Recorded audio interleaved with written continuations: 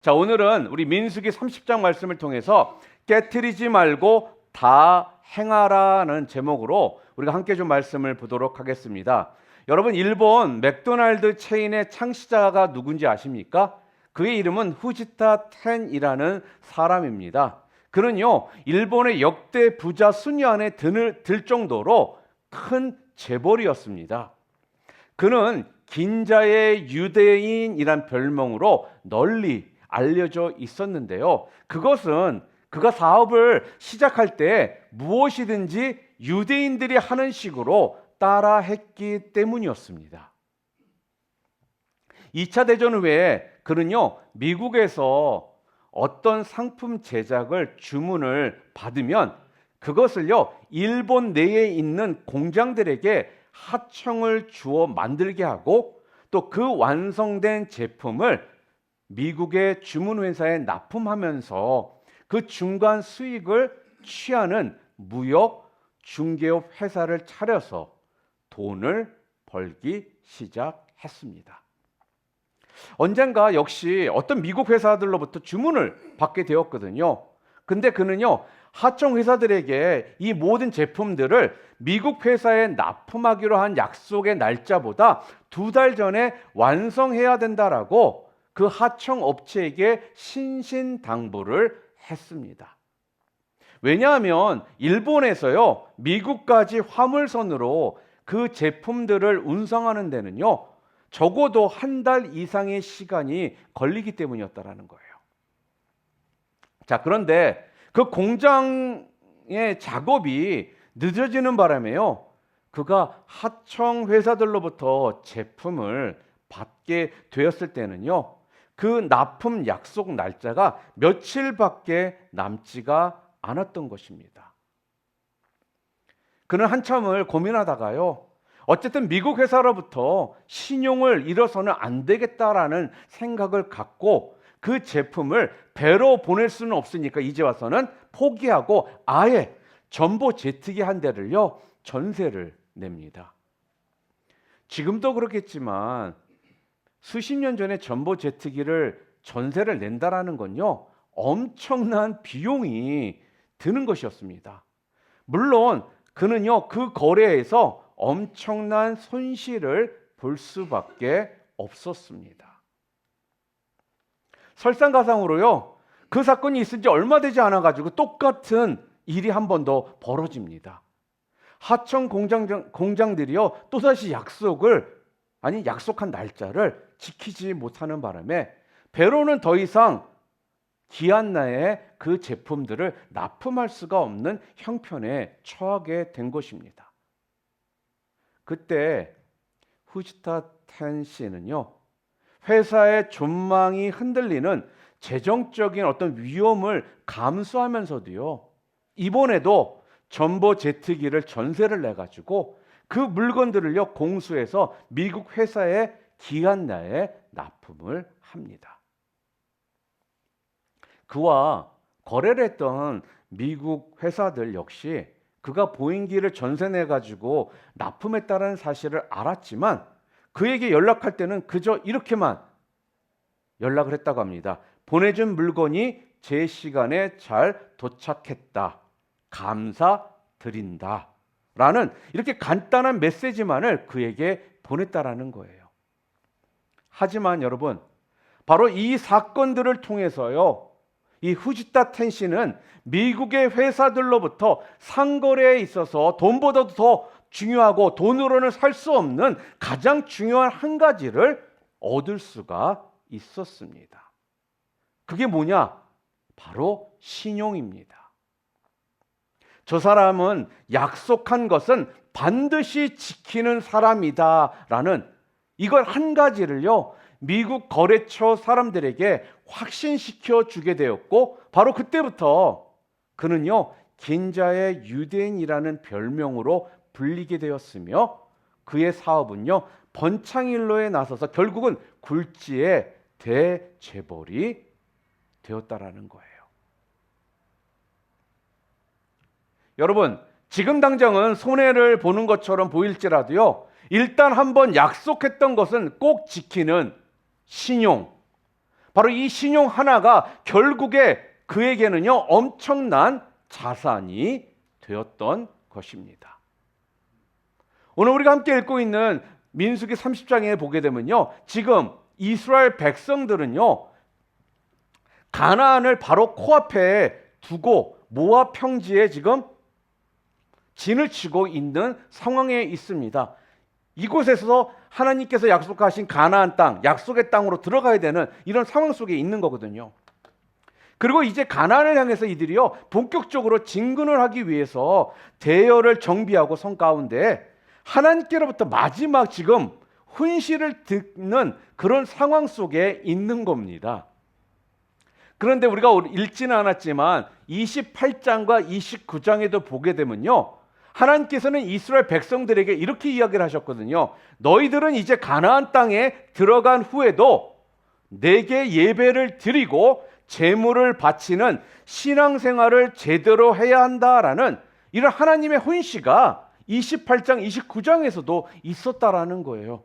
자, 그런데 오늘 본문 이 30장에도 보면요, 여기에서 또다시 뭐라고 말씀하고 계시느냐? 너희들은 가나안 땅에 들어가서도 내게 약속한 서원들을 항상 제대로 지킬 수 있겠지라면서 하나님께서는요 이스라엘 백성들에게 다시금 어떻게 하는 거예요?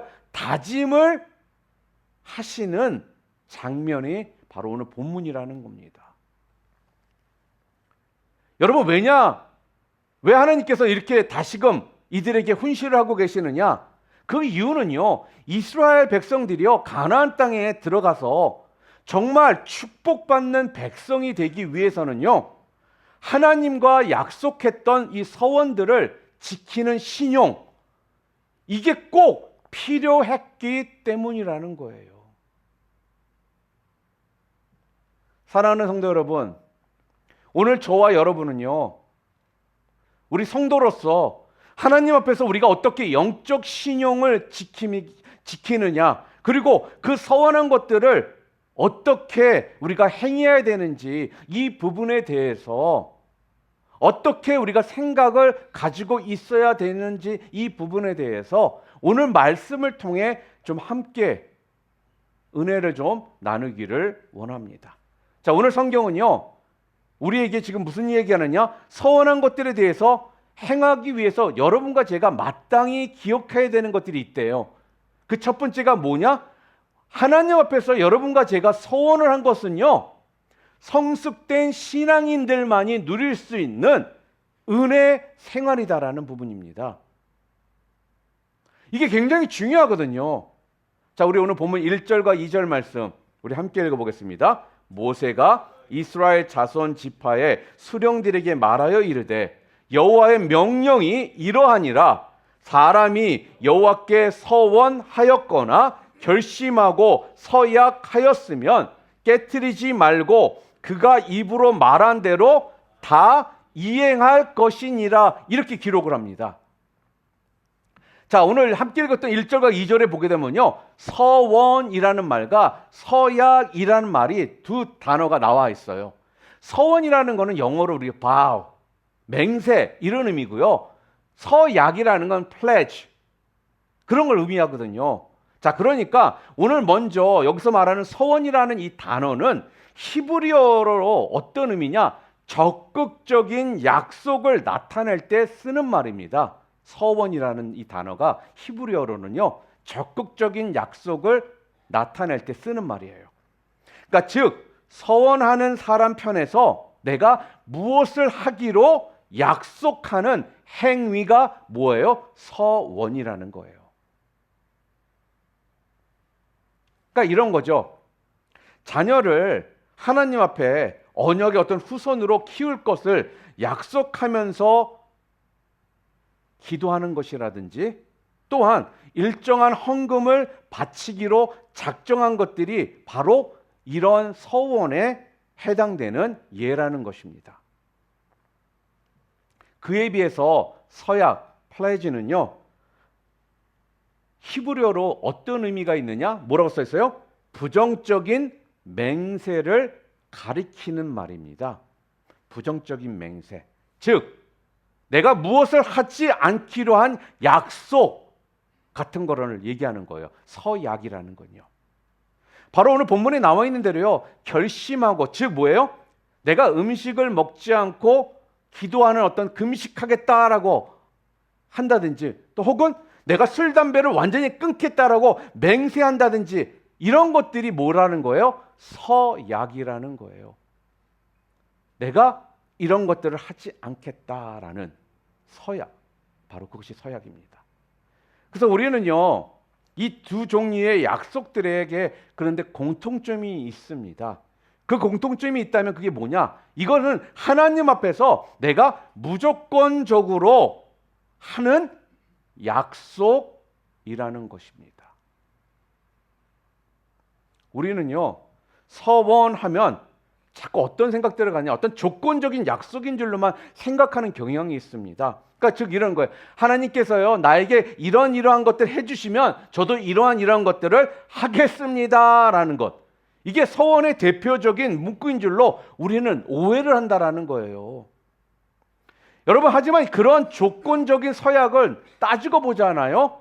그러면 하나님을 우리가 어떻게 하는 건지 아십니까? 시험하는 행위고 결코 서원의 본질이 아니다라는 것을 여러분 꼭 기억하시기를 바랍니다. 그러니까 참된 서원은 하나님께 내가 어떠한 조건도 내걸지 않고 단지 뭐예요? 이미 내가 받은 은혜와 축복에 내가 감사한 거예요. 그래서 내가 내 자신을 더욱더 하나님 앞에 온전히 바치고자 하는 어떤 마음을 갖는 것, 혹은 내가 무엇을 하기로 결정하거나 혹은 무엇을 하지 않기로 약속하는 것, 이게 참된 서원이라는 것입니다. 조건을 거는 게 아니라는 거예요.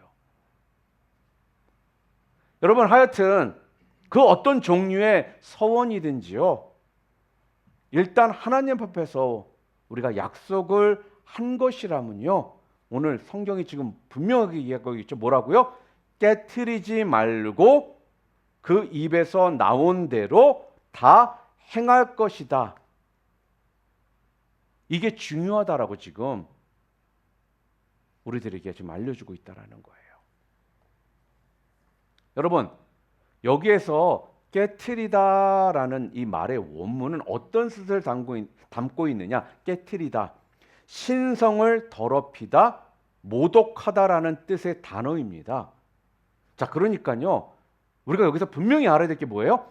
하나님께서는 당신의 백성들이 그 약속한 서원을 지키는 것을 얼마나 중요하게, 아니 얼마나 심각하게 여기고 계시는지를 분명하게 보여주는 말씀이라는 거죠. 하나님의 거룩하심은요, 불신자들의 온갖 불신앙적인 것들로 인해서 신성 모독을 당하고 있습니다. 자, 그런데요, 때로는 안타까운 게 뭔지 아십니까? 바로 우리 성도들에게도 그에 못지않게 신성 모독을 하나님께서 당하실 때가 있다라는 거예요. 어떻게? 바로 하나님의 백성이라고 하면서 하나님께 서원한 것을요, 어길 때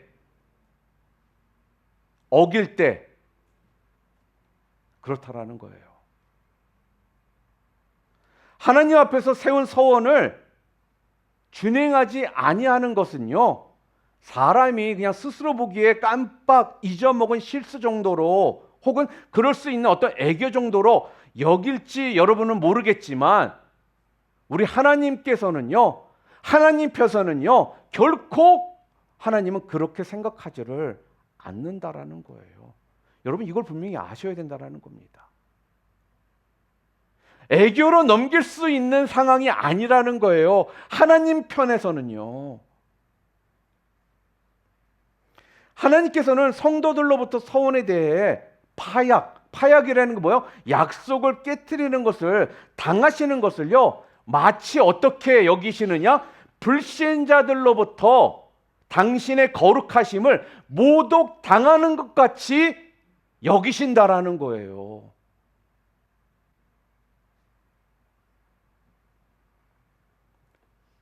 바로 그런 까닭에 여러분, 서원이란 아무나 할 수 있는 것이 아니라 하나님과 관계가 완전히 성숙된 신앙인에게만 허락된 은혜요 특권이라는 겁니다. 오늘 본문 2절에 보게 되면 일반 성인 남자들을 두고 하신 것 같은 말처럼 보일지 모르지만 여자들에게도요 똑같은 명령을 하고 계세요. 오늘 본문 9절 말씀 볼까요? 함께 읽겠습니다. 과부나 이혼당한 여자의 서원이나 그가 결심한 모든 서약은 지킬 것이니라, 이렇게 명하고 말씀합니다. 이처럼요 사람이 서원을 세우고 지키는 것은요 자기 자신이 하나님 앞에서 영적으로 내가 성숙한 신앙 인격체가 되었다는 것을 인정받는 겁니다. 자, 그런 독립적인 신앙 양심을 발휘하는 대표적인 기능이 뭐예요? 바로 그것이 서원이라는 거예요. 여러분, 우리가 어릴 적에는 어떻습니까? 부모님이 사주시는 대로 우리가 옷을 입습니다. 그러다가 점점 우리가 자라나잖아요. 그러면요 각자의 어떤 개성이 뚜렷해지면서부터는 어떻습니까? 자기가 직접 고른 옷을 입으려고 합니다. 그냥 엄마 아빠가 사다 준 옷을 더 이상 입기를 원치 않아요. 또 부모가 운전을 해주는 차만 얻어 타던 아이가요 자기가 운전면허증을 따게 돼서 손수 자기가 운전해서 나가게 되는 날이 있지 않았습니까? 그러면 그때는요 무언가 자기 스스로가 홀로서기를 해냈다라는 그런 기쁨 가운데 휩싸이게 된다라는 것입니다. 여러분, 이와 마찬가지로요 우리가 하나님 앞에서 내가 직접 무언가를 서원하고 스스로 그것을 지킬 수 있다라는 것은요 바로 그와 같이 뿌듯한 일이 된다라는 거예요. 이 소리는 여러분과 제가 하나님 앞에서 영적으로 성숙한 인격체가 되었다라는 것을 인정받게 되는 것이기 때문에 그렇다라는 거죠. 그래서 여러분, 서원은요 신앙생활 가운데 유년기의 유치함과 사춘기의 어떤 반항을 완전히 벗어난 성숙한 성도들이요 스스로 은혜 받은 대로 자원하는 마음으로 작정하는 것, 이게 서원이라는 거예요. 그렇기 때문에요 우리 성숙한 신앙인들에게는 내가 이 서원을 할 수 있다는 것 자체가 이렇게 특별한 은혜고 특권이 된다라는 것입니다.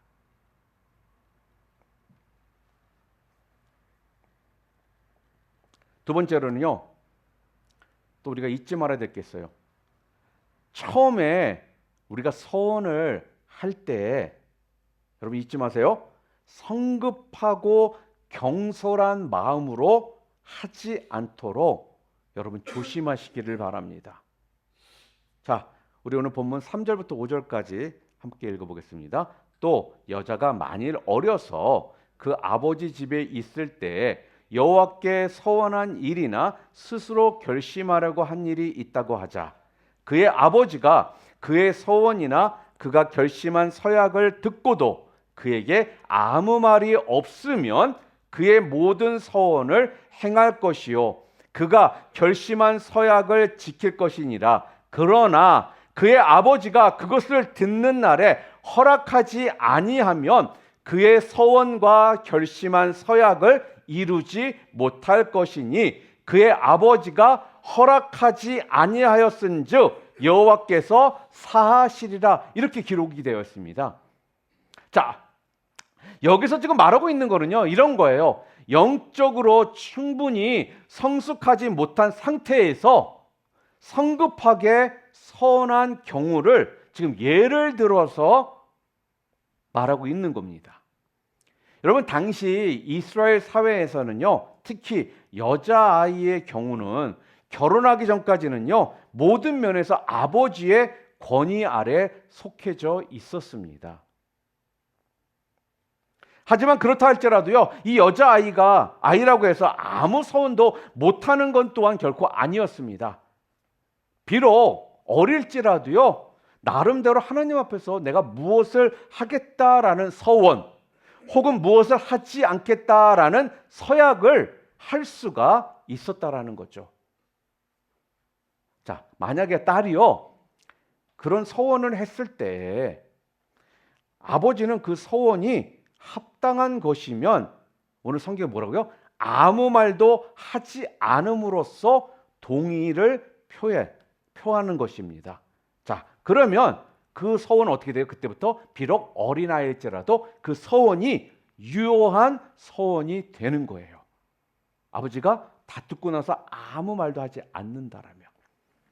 하지만 아버지 보기에 그 딸의 서원이 얘가 어린 탓에 무엇을 잘 모르고선 한 것이다라고 판단이 되잖아요. 그러면 바로 그 자리에서 그 어린 딸, 아이가 했던 서원을 취소시킬 수가 있다라는 거예요. 비록 그 아이의 입에서 하나님 앞에서 이렇게 저렇게 하겠다라는 말이 나왔다 할지라도 이것이 영적으로 합당한 것이 아닐 경우에는 아버지가 취소를 하더라도 결코 하나님 앞에서 죄가 되지를 않는다라는 겁니다. 이 부분이 중요해요. 비슷하지만 또 조금 다른 경우가 그 말씀 뒤에 본문에 언급되어 있습니다. 이것도 좀 읽어볼게요. 6절에서 8절. 또 혹시 남편을 맞을 때에 서원이나 결심한 서약을 경솔하게 그의 입술로 말하였으면 그의 남편이 그것을 듣고 그 듣는 날에 그에게 아무 말이 없으면 그 서원을 이행할 것이요 그가 결심한 서약을 지킬 것이니라. 그러나 그의 남편이 그것을 듣는 날에 허락하지 아니하면 그 서원과 결심하려고 경솔하게 입술로 말한 서약은 무효가 될 것이니 여호와께서 그 여자를 사하시리라. 이렇게 이야기를 해요. 자, 이것은요 지금 막 결혼을 하기 직전 약혼 상태에 있는 여자의 서원을 두고 지금 하는 말씀입니다. 자, 이런 경우에는요 이 여자는 자기 아버지에게 확인하는 대신에 이제는 어떻게 돼요? 곧 자기가 결혼하게 될 장래 남편에게 그 서원을 허락을 받아야 된다라는 겁니다. 왜냐하면 그 서원을 준행하려고 할 때 현실적으로요 생각해 보세요. 직접적으로 영향을 받게 될 사람은요 아버지가 더 이상은 아니라는 거예요. 그 영향을 받게 될 사람이, 직접적으로 영향을 받게 될 사람이 누구입니까? 남편이라는 것입니다. 남편 될 사람이 그 영향을 받기 때문에 아버지에게 허락을 받는 것이 아니라 남편에게, 장래 남편에게 허락을 받아야 된다. 이렇게 이야기를 해요. 여기에도 그 이유가 분명하거든요. 왜냐하면 생각해 보세요. 이 여자가요 무언가를 하나님 앞에 바치기로 내가 서원을 했어요. 이 여자가요. 그런데 바치기로 했는데 결혼을 할 거니까 그 바치기로 한 것들이 누구 주머니에서 나와야 돼요? 남편 주머니에서 돈이 나와야 할 것이고, 또 자녀에 관해서 내가 나실인으로 서약을 했다면 당연히 남편도 여기에 아버지로서 함께 생각해 봐야 될 문제잖아요. 아이를 키우고 아이를 바치는 일에 자기 혼자 결정하고 서원해서 할 수가 없다라는 거예요. 그런 경우 비록 여자가 미리 다 결정을 해놓고 결혼한 후에 남편에게 일방적으로 통보를 했어요. 내가 이런 서원 결혼 전에 했기 때문에 내가 지켜야 된다. 그랬을 경우에, 이렇게 주장을 했을 경우에 남편이 그 결혼할 여자가 한 서원을 들어보고 아무 말을 하지 않으면 그 서원은 유효하게 되지만, 남편 될 사람이 들어보고 이건 그냥 경솔히 입으로 내뱉은 서원이다라고 생각되어져서 거기에 그것을 취소한다라면 이것 때문에 그 여자가 하나님 앞에서 죄로 여김을 받지 않게 된다라는 거예요. 그러니까요, 여러분, 무조건 입에서 말만 떨어지면 그 어떤 서원이든 절대로 취소를 못한다 식으로 하나님께서는 지금 못 받지 않으셨다라는 부분입니다. 그러니까 하나님께서는요, 이 서원을 뭐 어떻게 얘기하시냐?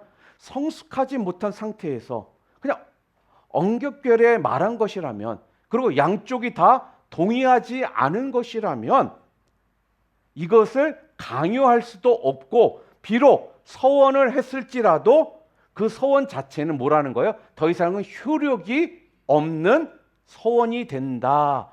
이렇게 얘기를 하세요.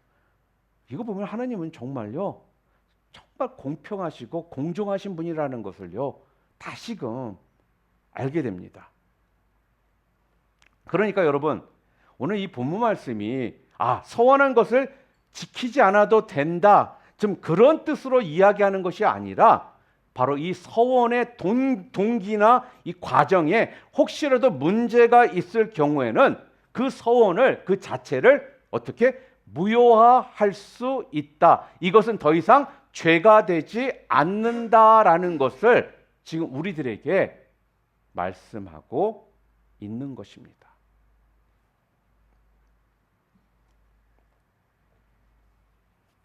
여러분, 그렇기 때문에 여러분들이 서원을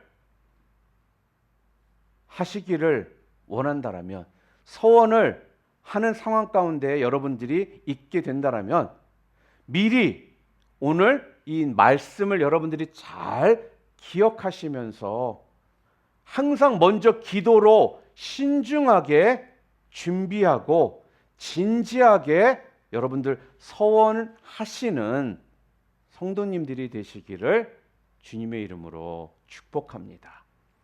마지막으로요, 세 번째로 오늘 본문을 통해서 우리들에게 말씀하시는 것이 무엇이냐?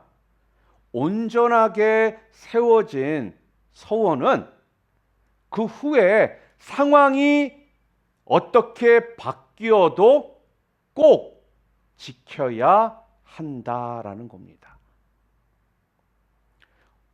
우리 읽진 않겠지만 9절부터 12절까지는요, 결혼한 아내에 대한 부분입니다. 결혼한 아내. 그러니까 이미 결혼한 여자가요, 남편과 살고 있을 때 서원하는 경우를 지금 두고서 말하는 겁니다. 기본적인 내용은요, 앞에 약혼녀의 경우와 일치합니다. 즉, 그 서원을 남편이 인정하면 유효하고 금하면 무효가 됩니다. 하지만 사람이 보기에는요, 이 서원이 합법적으로 무효가 될 만한 경우처럼 보이지만 하나님 앞에서는 결코 그렇게 될 수 없는 경우가 있습니다. 그게 뭐냐? 바로 그런 경우가 어떤 경우냐? 13절부터 16절 말씀에 언급되어 있는데 그 중에 15절만 읽어보겠습니다. 함께 읽겠습니다. 그러나 그의 남편이 들은 지 얼마 후에 그것을 무효하게 하면 그가 아내의 죄를 담당할 것이니라, 이렇게 말씀을 합니다. 자, 여기서 중요한 부분이 있습니다. 뭐냐? 들은 지 얼마 후에라는 이 내용에 여러분 초점을 맞추시기를 바랍니다. 들은 지 얼마 후에. 그러니까요, 아내가 어떤 서원을 했을 때 바로 그 순간에 남편도 무언의 동의를 했습니다. 아무 말도 하지 않았다라는 거예요. 자, 그러면요, 그 서원이 신앙적으로 합당한 것이며 자기 자신이 남편으로서 도와주는 데 있어서도 문제가 없는 것으로 여겨졌기 때문에 남편은 지금 동의를 했다라는 것입니다. 그래서 그 순간부터는 어떻게 되느냐? 그 서원은 완전히 유효한 서원이 되는 거예요. 자, 그런데 아무 말도 하지 않았기 때문에 동의를 표한 것이라고 했잖아요. 그렇기 때문에 이제 이 서원은 유효한 서원이 된 거예요. 자, 그런데 얼마 후에 남편의 마음이 바뀐 겁니다. 뭐 그 이유는 여러 가지가 있을 수 있잖아요. 자, 예를 들어 이런 거예요. 아내가 서원을 지키느라고요, 금식을 하다 보니까 남편에게 반찬도 안 해주고 밥도 안 차려주고 맨날 바쁘다고 하면서 밖으로만 돌아다니는 겁니다. 또 헌금을 작정했는데 얼마부터 갑자기 수입이 이전보다 줄어들게 되었어요. 하여튼 서원을 했을 때와는 달리 나중에 가가지고 그 어떤 사정이 바뀌게 되었고, 또 그래서 남편 쪽에서는요, 그 서원을 이제 와서 못 지키겠다라고 생각하게 되었다라는 거예요. 그러니까요, 바로 이런 경우를 두고 지금 하나님께서 뭐라고 얘기하시는 거예요? 우리 남편들 잘 들으세요. 그것을 무효하게 하면 그가 아내의 죄를 담당할 것이니라, 이렇게 이야기를 합니다. 남편의 권위로서 억지로 그 아내로 하여금 더 이상 서원을 지키지 못하도록 막을 수 있을지는 모르지만, 그렇게 될 때 어떻게 되느냐? 그 남편은요, 그 서원을 어긴 죄를 자신이 지게 된다라는 거예요. 아내가 서원을 한 거예요. 근데는 더 이상은 그 죄가 아내의 죄가 아니라 누구의 죄가 된다라고요? 남편이 그 죄를 지게 된다라는 것입니다. 그러니까 쉽게 얘기하면요, 좀 사정이 달라졌다고 해가지고 지금 와서 그 서원을 함부로 무효화시킬 수가 없다라는 거예요. 왜냐하면 그것을 들을 때에 그 아내에게 남편들이 아무 말도 하지를 아니하였기 때문이라는 것입니다. 그 서원을 처음 작정할 때 성숙한 독립적 신앙 인격체로서 진실하게 혹은 부부로 동의하여서 하나님 앞에 합심으로 약속했다라면요, 하나님 앞에서 맺은 고귀한 이 약속은요, 약간의 어떤 현실적인 상황 변화가 있을지라도 그런 이유 때문에 깨트릴 수 없다라는 것입니다.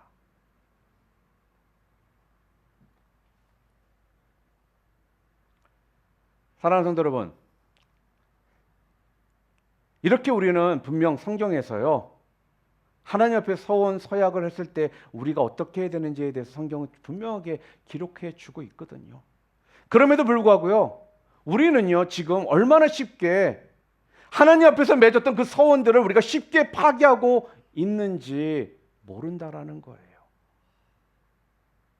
우리는 자꾸 자기 스스로의 어떤 논리에만 합당하다라고 여겨지잖아요. 그럼 어떡합니까? 처음에 하나님 앞에서 분명히 맺었던 서원들을요, 자기 혼자 일반적으로 간단하게 무효화시켜 버리더라는 것입니다.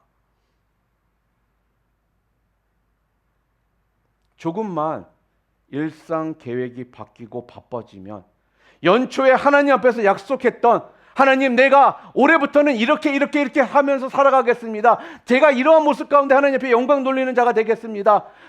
모든 것도 주님 앞에 영광 돌리기 위해 내가 이것도 금하겠습니다. 이러한 삶을 살겠습니다라고 했던 이러한 서원들을요, 언제 내가 서원했느냐처럼 무효화시켜 버리는지 모른다라는 거죠. 여러분, 한번 이렇게 생각해 보시기를 바라요. 우리는요, 솔직히 인간적인 관계에서도요, 친구 사이에서도 약속을 자꾸 깨는 사람은요, 약속을 자꾸 어기는 사람은요, 그 사람과 우리가 나도 모르게 자꾸 멀리하게 되거든요. 그걸 알기 때문에 약속을 깨지 않으려고 우리 노력하는 것들도 있잖아요. 또한 우리가 사회생활을 할 때도 마찬가지입니다. 거래처 사람들하고요, 이 관계에서 자꾸 약속을 불이행할 때 결국 그 거래처 사람들을요, 어떻게 돼요? 잃게 되는 것이 당연해요. 그래서 우리가 그렇게 하지 않으려고 그렇게 우리는 노력을 한다라는 거예요. 이렇게 우리는 알고 있거든요. 그런데 우리는 어떻습니까? 이런 것들도 중요하다라고 여기는 사람들이 하나님과 앞에서 맺었던 서원 서약을 등한시하고 소홀히 하는 일에는 누구보다도 쉽게 결정하게 하더라는 거죠.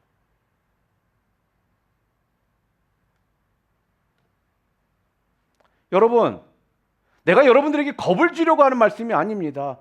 성경은 지금 뭐라고 분명하게 말씀하고 있느냐? 서원을 지키지 아니하는 죄는 결국 그 자신이 담당하게 될 수밖에 없다라고 이야기를 하고 있다라는 거예요.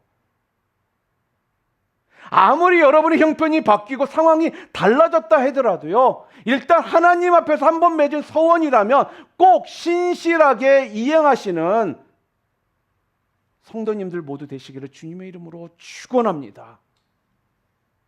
성도 여러분, 그래서 시편 15편 4절에는요, 주의 장막과 주의 성산에 머무를 수 있는 성도의 자격에 대해서 시편 15편 4절에 뭐라고 써 있는지 아십니까? 주의 장막과 주의 성산에 머무를 수 있는 성도의 자격. 함께 읽어볼까요? 자격이 뭔지? 그 마음에 선한 것은 해로울지라도 변하지 아니하며 라고 말씀합니다. 하나님께로부터 축복받는 자가 되고자 한다면요, 먼저 그 하나님 앞에서 약속을 지키는 자가 되어야 함은 어떠한 조건도 아니라 그저 상식이며 기본이다라는 이야기를 지금 하는 거예요.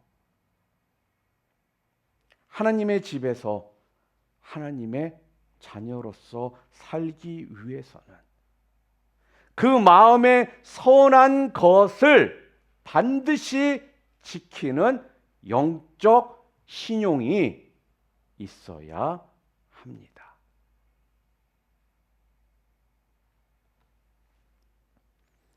거래처와의 계약을 지키지 않으면 다음에는 분명 주문이 없을 겁니다. 아파트 렌트비를 내지 않고 주택 모기지를 제대로 내지 아니하고 유틸리티 비용들을 제대로 내지 않는다라면, 납부하지 않는다라면요, 우리가 살아가는 이 나라 미국에서는 우리의 개인 신용 점수는 점점 더 떨어지게 될 것이고, 나중에는요, 은행 대출도 받을 수 없는 그런 상황까지 온다라는 거예요. 이 땅에서도 신용이 없는 사람은 이런 모습이 되는데, 하나님과의 신용을 어기는 자를 하나님께서 그대로 내버려 두실 수가 없다라는 것입니다.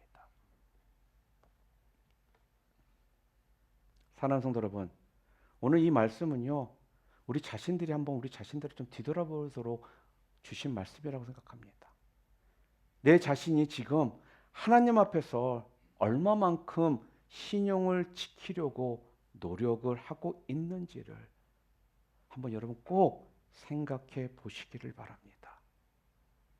이스라엘 백성의 가나안 땅 생활의 성공 여부가 오늘 성경은요, 바로 거기에 걸려 있다라는 이 사실을 우리에게 얘기해 주고 있습니다. 오늘날 우리들의 영적, 물질적 생활의 축복 여부도요, 바로 마찬가지라는 거예요. 하나님께서 이스라엘 백성들이 가나안 땅에 들어가기 직전에 한 번도 아니고 두 번 계속적으로 훈시를 하셨던 이유는 바로 이스라엘 백성들이 가나안 땅에 들어가서 영적, 물질적 생활의 축복을 받기를 원하시기에 다시금 너희들이 절대로 나와 맺은 소원은 깨지 말고 다 행하라. 그리하여 너희들에게 예비한 영적, 물질적 축복을 너희들이 누리기를 원한다. 지금 그 말씀을 하고 있는 겁니다. 사랑하는 우리 눌라픈 비전교 성도 여러분, 하나님께 맺은 서원을 깨트리지 말고 그 입에서 나온 대로 다 행하시기를 바랍니다. 반드시 또한 성실히 준행함으로써 하나님께 영적 신용이 점점 더 높아지는 삶을 살아감을 통해 더 큰 축복을 꼭 누리시는 성도님들 모두 되시기를 주님의 이름으로 축원합니다.